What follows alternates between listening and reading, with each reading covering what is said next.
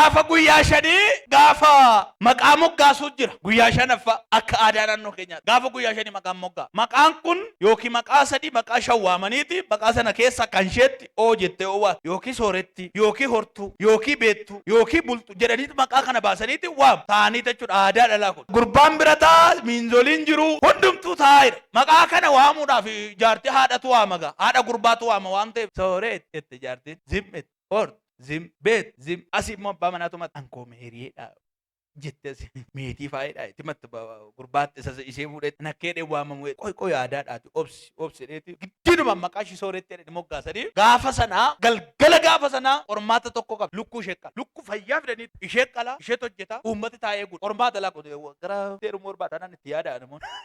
Galgala isaa taa'ee gaisbiin isa dhugaa waaqayyooti. Intalli kuchi dha'u malee kararra lukkuu billiitti baasan hin beektu kuchi asitti kuchi gootee. Isa malee hin beektu. Gaafatti kennanii gurbaan abbaan manaa morma kuteeti itti kennee deemi. Hinuma taa'u saalonni. Hinuma amma 8 ta'e halkan keessa.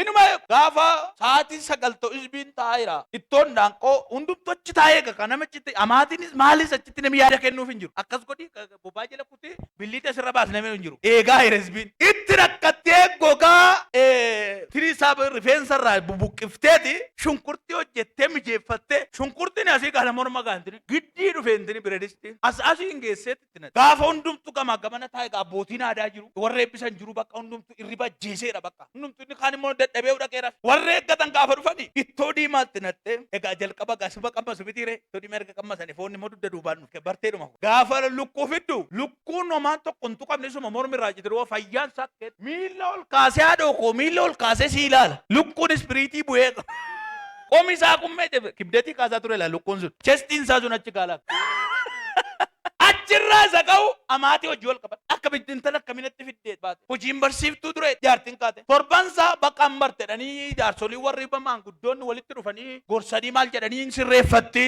hin beektu beekamaadha magaalaadhaa dhufte waan ta'eef ganaa bartii jedhaniitti sossobanii mucoota isan ji'a tokko booda yeroo amaatiin asiin hojii dabartu itti isheen immoo dhaabate waliin galan hin jedheem amaatii fi intalli yeroo baay'ee waliin galanii fan dubbataa jedhaman waliin galan waanuma walitti naqu waaqayyo beeku ammas kee utuu dubbifne namee ka wallolee ta'a amaatii wajjin haadha gurbaa jibbite to'aatiin jirtu ta'e gurbaa jaayina gartu hin jibbin